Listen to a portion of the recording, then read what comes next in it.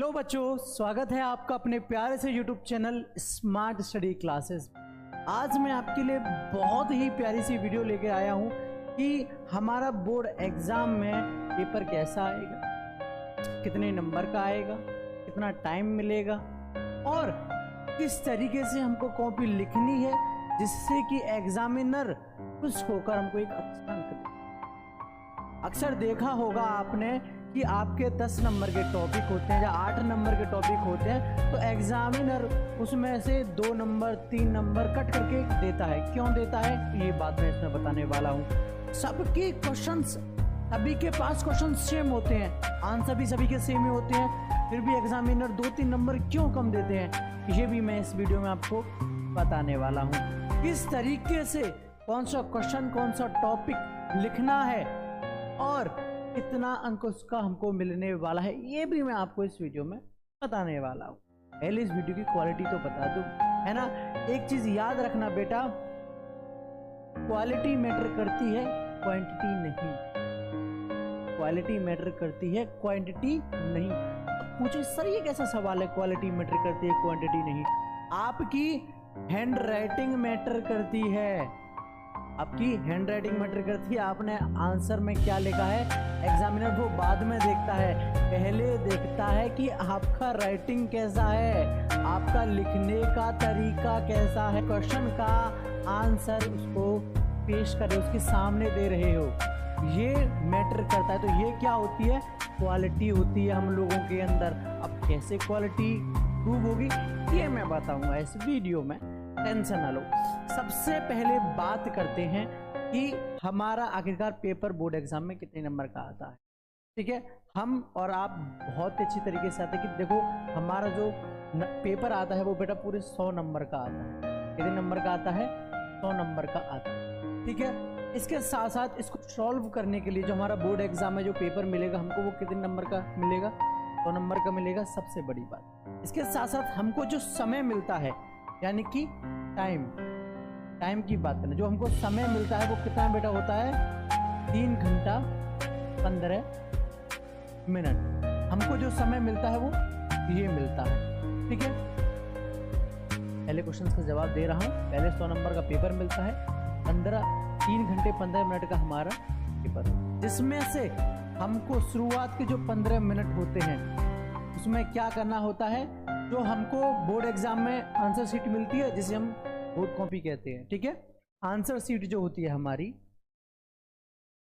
जो हमारी answer sheet होती है उसमें हम अपना रोल नंबर फिल करते हैं। क्या फिल करते हैं बेटा, रोल नंबर फिल करते हैं। रोल नंबर का अगर हमारा एक भी अंक गलत होता है, अगर रोल नंबर का हमारा एक भी अंक गलत होता है तो वो कॉपी और के पास चली जाएगी। बिकॉज हमको उसमें नाम डालने के लिए नहीं आता, नाम फिल करने के लिए नहीं आता, हमको आता है उसमें फिल करने के लिए रोल नंबर, है ना।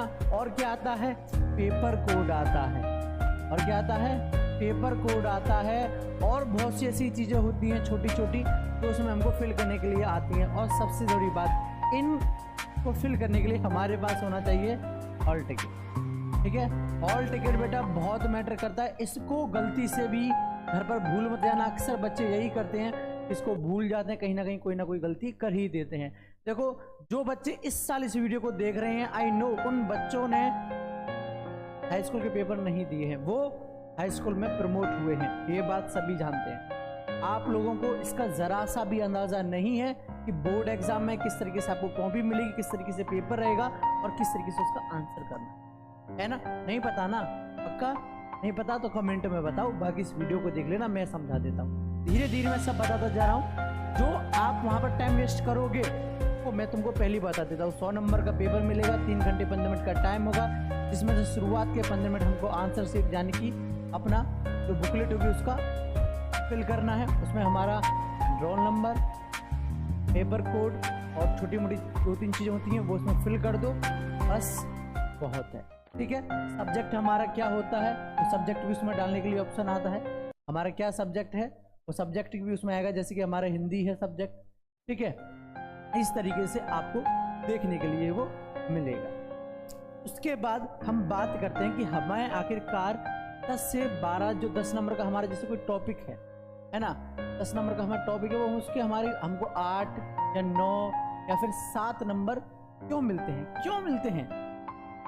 क्योंकि हम कॉपी पेस्ट करना जानते हैं। हम क्या करना जानते हैं? कॉपी पेस्ट करना जानते हैं। हम और आप अच्छी तरह से जानते हैं कि किसी भी क्वेश्चन का जवाब सामने क्वेश्चन कोई पूछता है तुरंत उसका जवाब नहीं आता। एग्जामिनर भी इतना टैलेंटेड नहीं है, चाहे वो बेशक उस सब्जेक्ट का टीचर है, आई नो, बट क्वेश्चन आते ही कम से कम बात करूं तो 45 सेकंड उस क्वेश्चन को वो अच्छे से पढ़ेगा और इतने में ही इसका दिमाग घूम जाता है, वो पेपर पलट देता है, वो आपके 8, 9, 7 ये नंबर रख देता है, ऐसा होता है। लेकिन अब ऐसा नहीं है। अब साथ के साथ एग्जामिनर के साथ में एक आंसर शीट दे दी जाती है, जिसमें जो क्वेश्चन आपको क्वेश्चन पेपर में मिले थे, जो क्वेश्चन आप लोगों को प्रोवाइड कराए गए थे, ठीक है, जो क्वेश्चन आप लोगों को प्रोवाइड किए थे उनका आंसर शीट इसके पास रहता है, एग्जामिनर के पास रहता है कि तुरंत आंसर देखा, तुरंत वैसा कर दिया। अगर हम सेम टू सेम बुक के आधार पर किसी क्वेश्चन का आंसर देते हैं तो एग्जामिनर हमको 8, 9, 7 इनमें से नंबर देता है। और वो भी ये नंबर कब देता है? जब हमारी हैंड राइटिंग अच्छी होगी। क्या?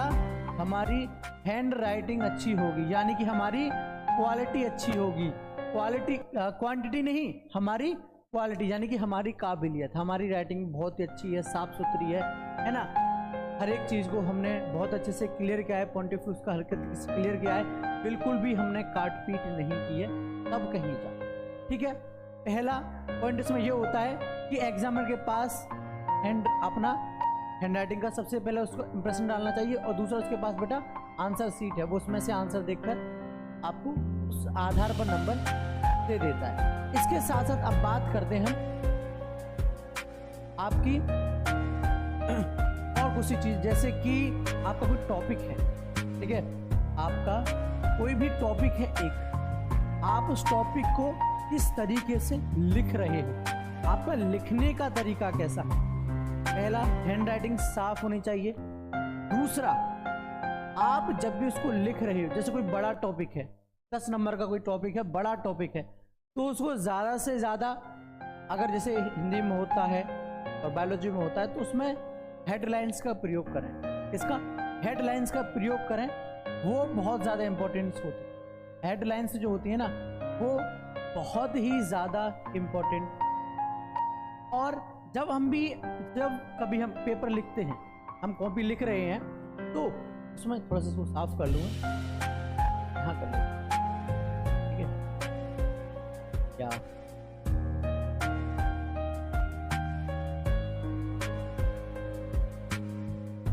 अगर हम जब कभी भी कॉपी लिख रहे हैं, तो हमारे लिए सबसे ज़रूरी बात है कि हमको शुरुआत के जो 4 से 5 जो पेज होंगे, 4 से 5 जो शुरुआत के पेज होंगे, बहुत ही सुंदर और अच्छे होने चाहिए, सुंदर और अच्छे होने चाहिए, बहुत ही साफ राइटिंग में, बहुत ही साफ और सुथरे होने चाहिए, जिसके आधार पर क्या होता है कि कोई भी टॉपिक वो अच्छे से दिखाई देता है अगर हमारी हैंडराइटिंग साफ और सुथरी। ठीक है, 4 से 5 पेज बिना किसी काट पीट के, कैसे, बिना किसी काट पीट के हमको लिखने हैं। और वहां पर और एग्जाम में एक और गलती करता है बच्चा, वाइटनर का प्रयोग करता है। अगर आपको जैसे मैथ का पेपर है ना, सपोज करते हैं मैथ के पेपर में कैलकुलेशन का दिक्कत आता है, तो अपने साथ आप वहां पर पेंसिल या फिर रबर, कटर, इन चीजों का प्रयोग आराम से कर सकते हो। हालांकि आपको अगर आंसर देना है तो आप पेन ब्लू और ब्लैक, ये 2 पेनों से आंसर देना वहां पर, जैसे आप यहाँ पर करते हो ना अपने खुद के नोट सुंदर या अच्छे बनाने के लिए। सुंदरता से मतलब ये नहीं है कि कलरफुल पेन ले जाओ, पेन ब्लैक एंड ब्लू, क्या है, ब्लैक एंड ब्लू, पेनों का जो प्रयोग करो आप ब्लैक और ब्लू का ही प्रयोग करना। ठीक है, ब्लैक का प्रयोग हम और आप जानते हैं क्वेश्चन लिखने के लिए, और आंसर के लिए हम ब्लू पेन का प्रयोग करते हैं। अगर इससे मेरी बात, अगर हम डायरेक्ट मैथ में करते हैं, कैलकुलेशन करने बैठे हैं, कैलकुलेशन कितना भी बंदा टैलेंटेड क्यों ना, उससे कोई ना कोई छोटी मोटी चूक हो जाती है। तो वो क्या करता है, वो इस तरीके से यूं एक भद्दा सा पॉइंट बना देता है, जिसको एग्जामिनर देखते ही कर देता है, ले बेटा 4 नंबर का ये क्वेश्चन है और तुझको मैं देता हूँ इसके 2 नंबर। अब यहाँ पर 2 नंबर का नुकसान हुआ, किस वजह से, ये एक भद्दे से पॉइंट ऑफ व्यू की वजह से।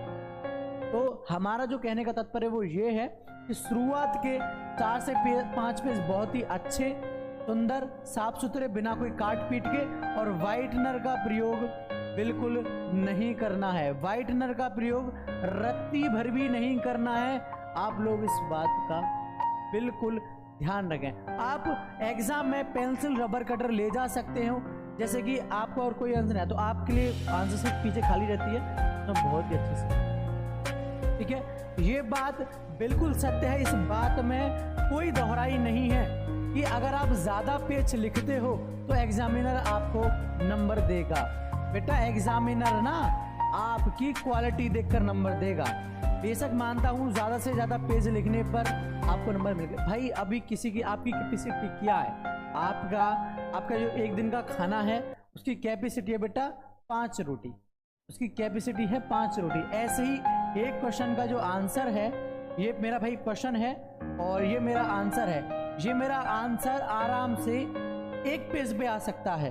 अब मैं क्या कर रहा हूँ, एग्जामिनर पर अच्छा इंप्रेशन डालने के लिए इसको मैंने 2 पेज पर कर दिया, तो एग्जामिनर क्या समझेगा, या तो बालक खुद बेवकूफ़ है या मुझे बेवकूफ़ समझ रहा है कि मैं ज़्यादा लिखूंगा तो ये हो जाएगा। तो वहाँ पर वो थोड़ा चिड़चिड़ा हो जाता है और वहाँ पर वो आपके 5 नंबर के क्वेश्चन को शायद 3 नंबर दे दे या 2 नंबर दे दे। पूरे अंक चाहिए, तो इन कुछ बातों पर विशेष करके ध्यान दें, बिल्कुल भी नेगेटिव ना करें, बिल्कुल भी इग्नोर ना करें, नेगेटिविटी अपने माइंड से निकाल दें इस तरह की फालतू की चीज़ों से कि ज़्यादा लिखने से नंबर मिलते हैं या उस तरीके से नंबर मिलते हैं, कोई भी कैसे बताते रहे, बिल्कुल नहीं। जो चीज़ें मैंने आपको बताई हैं वो जेन्युइनली बताई हैं, जो कि मैं खुद एग्जाम करके आया हूँ। मैं खुद के साथ जो हुआ है मैं वो बता रहा हूँ आपको। मैंने आपको कंप्लीटली जो अच्छी अच्छी बातें भी बताई, कम से कम शुरुआत के 4 से पेज बहुत ही सुंदर और अच्छे चाहिए। हम और आप क्या होते हैं, अभी हम और आप ताजमहल देखने गए, बाहर घूमने गए, अब वहाँ पर हमने बहुत अच्छी जगह देखी, बहुत ही ज़्यादा सुंदर जगह देखी, है ना, बहुत ज़्यादा सुंदर जगह देखी, तो हम उसके अंदर वो छोटी छोटी कमियां होंगी ना, तो हम उनको क्या कर देंगे, इग्नोर कर देंगे। कोई नहीं यार, ताजमहल तो सुंदर है ना, बराबर, कोई दिक्कत नहीं, छोड़ हटा। तो वैसे ही एग्जामिनर जब आपकी 4 से 5 पेज बहुत ही सुंदर, बहुत ही अच्छे और बहुत ही बढ़िया तरीके से देखे, वो बिल्कुल भी आपकी छोटी छोटी गलतियों को इग्नोर कर देगा, साइड पे। वो कोशिश करेगा कि आपको 10 में से 10 अंक मिले या फिर 5 में से 5 अंक पूरे मिले, ठीक है, इस तरीके की वो चीज़ें आपके साथ। तो ये थी कुछ एग्जामिनर के साथ बिहेव के लिए कुछ ट्रिक्स सी, छोटी छोटी प्यारी सी, ठीक है। फिलहाल मिलते हैं, अगर कोई ऐसी वीडियो लेकर आता हूँ दोबारा एग्जाम से रिलेटेड, तब तक के लिए जय हिंद, जय भारत।